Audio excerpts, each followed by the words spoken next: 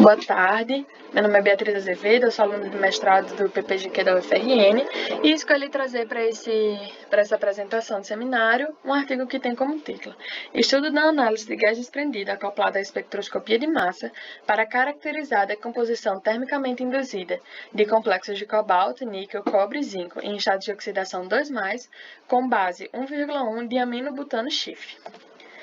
Então, esse daqui é um recorte do artigo publicado em 2015 na revista Termoquímica Acta, que foi uma revista indicada pelo professor Walter.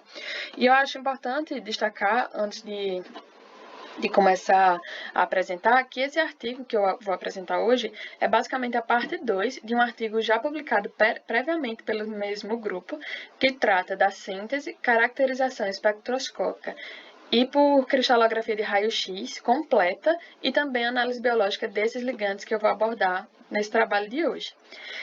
Que, em questão, ele busca apenas estudar a estabilidade térmica e o mecanismo de decomposição via técnicas termoanalíticas. Então, brevemente na introdução, os autores eles falam que complexos metálicos contendo ligantes base de chifre, eles têm sido amplamente investigados devido à sua estrutura versátil e às suas amplas aplicações. E a base de chifre, por sua vez, nada mais é do que uma imina, caracterizada por uma ligação C-N, em que o carbono e o nitrogênio da ligação dupla estão ligados a grupos R. E essa estrutura, no geral, ela é capaz de formar ligações coordenadas com muitos íons metálicos via azometina ou então via grupos fenólicos que geralmente estão presentes em suas estruturas através do grupo R. E, portanto, o ligante base de chifre ele tem sido bastante usado para a síntese de complexos metálicos devido à sua fácil formação e a sua forte capacidade de ligações a centrometálicos. Os autores eles também relatam que é notório na literatura, nos últimos anos, uma grande produção em cima de complexos metálicos contendo ligantes que possuam algum tipo de atividade biológica. O complexo em questão abordado nesse artigo, ele apresentou atividade biológica antibacteriana. Mas os autores também destacam que a base de chifre ela já é conhecida por produzir complexos metálicos que apresentam atividades antibacterianas, antifúngicas, anticâncer e também apresentam atividades herbicidas.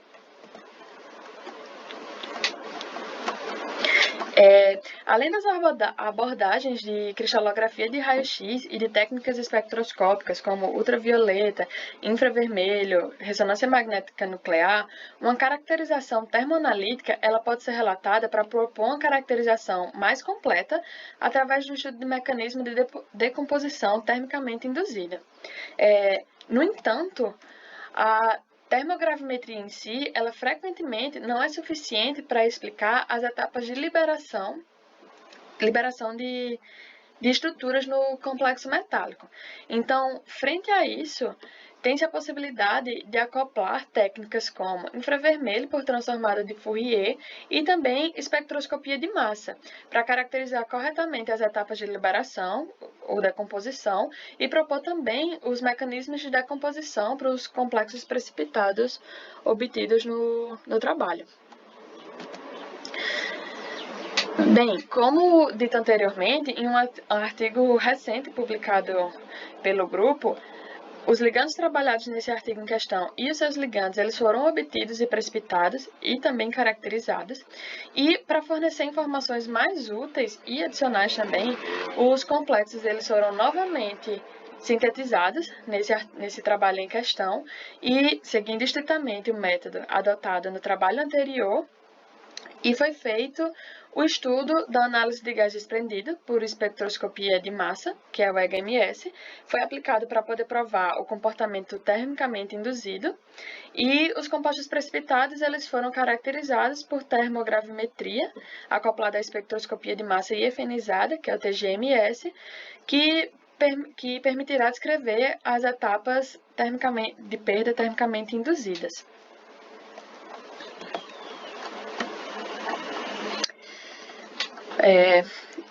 Para a síntese do ligante, ele não descreve detalhadamente o procedimento utilizado, mas ela é feita basicamente a partir de uma reação entre o salicildeído, essas duas estruturas, e o butanal, em nitrato de amônio, formando esse ligante aqui em questão. Já para a síntese dos complexos metálicos, foi apresentado esse esquema, em que basicamente os complexos metálicos eles foram sintetizados a partir de uma proporção de 1:1 entre o ligante e os seus respectivos sais de cloreto hidratado.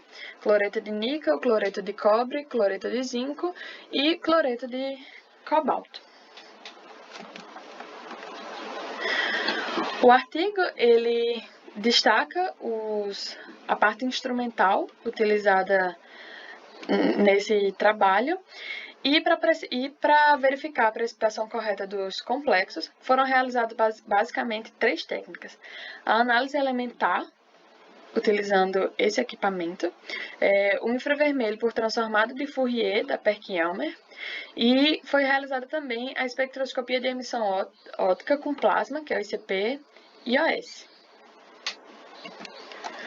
Já as curvas termoanalíticas, elas foram registradas utilizando um equipamento Perkin-Elmer TGA-7 de análise termogravimétrica, seguindo as seguintes condições.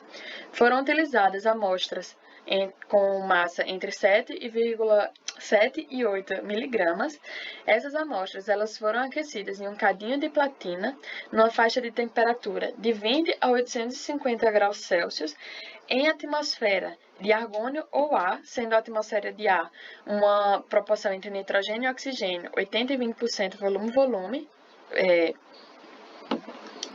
e essa atmosfera com um fluxo de 100 ml por minuto, numa taxa de varredura de 5 graus Celsius por minuto. Já os espectros de massa desprendidos durante os experimentos termoanalíticos, eles foram realizados através de um equipamento DTA-TGA simultâneo, utilizando um cadinho selado com um orifício no topo, e as espécies gasosas desprendidas pelos ensaios de análise térmica, elas foram analisadas por um espectrômetro de massa quadrupolo termostat. Esse espectrômetro de massa estava equipado com detector Chan-neutron. Os autores relatam que os dois instrumentos termogravimétricos diferentes utilizados, os autores eles relatam que os diferentes equipamentos termogravimétricos utilizados deram curvas sobrepostas, e isso garantiu uma reprodutibilidade dos experimentos termoanalíticos realizados. E essa abordagem experimental ela tem sido constantemente aplicada para obter dados comparáveis, com o objetivo de propor, assim, um comportamento característico de decomposição entre os complexos trabalhados e estruturas semelhantes já relatadas na literatura. Bom, para o resto da discussão, o primeiro dado que ele trouxe, que os autores apresentaram, foram os dados de análise elementar, que análise elementar nada mais é do que uma técnica bastante utilizada na parte de síntese de complexos, que ela é útil para predizer quanto de cada átomo de carbono, nitrogênio e hidrogênio estão presentes na molécula, quais átomos estão presentes, na verdade, e a porcentagem em que cada um deles estão presentes. Com base nesses dados, é possível obter a fórmula mínima molecular do complexo e, assim, concluir se a fórmula proposta pelos autores está certa ou não.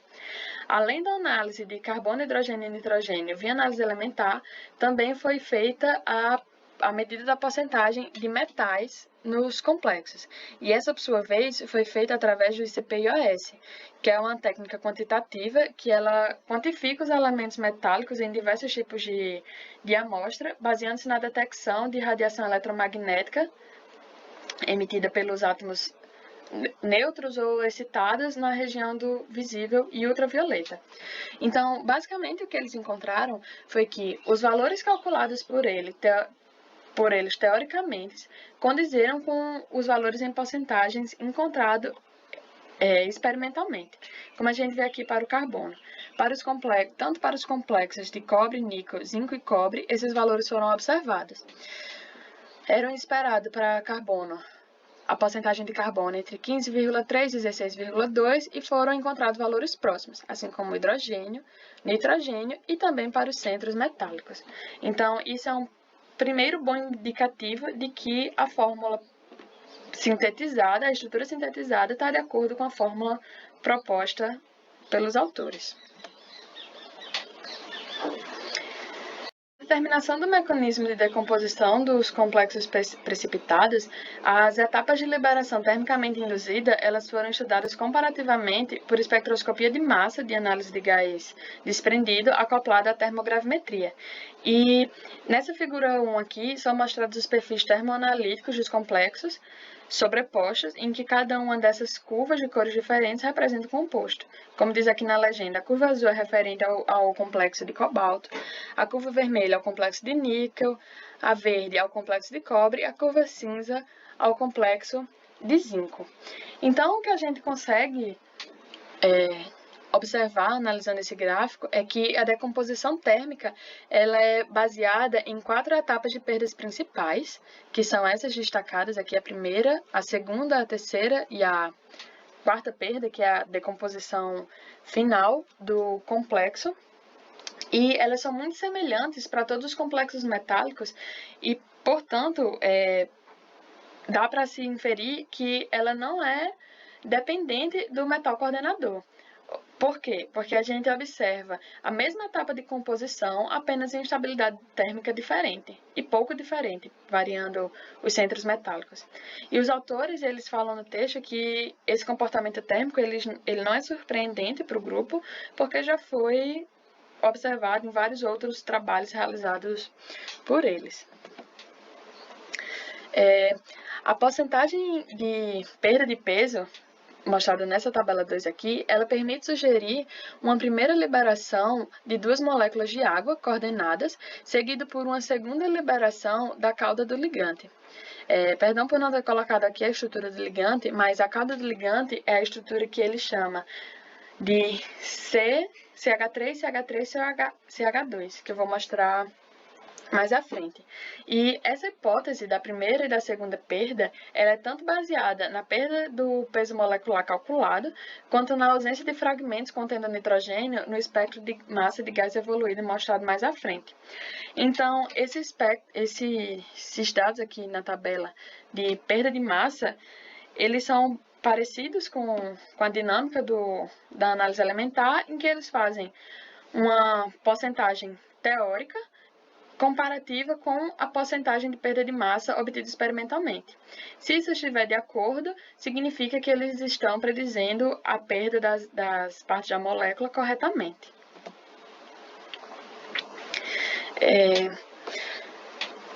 A análise de gás evoluído, HMS, ela confirmou a liberação das 2 moléculas de água na primeira etapa de perda, contendo fragmentos em massa-carga igual a 18 e massa-carga igual a 17.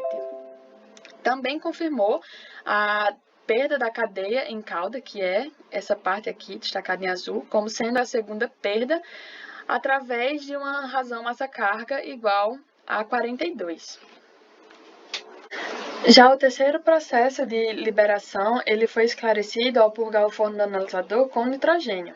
E a presença de fragmentos com razão massa-carga igual a 29 e igual a 28, aliadas ao percentual de perda de peso calculado anteriormente, mostrado na tabela do slide anterior, eles indicam que essa terceira perda é relativa à ruptura do anel, conforme está ilustrado nessa figura aqui, a ruptura desses 2 anéis do ligante.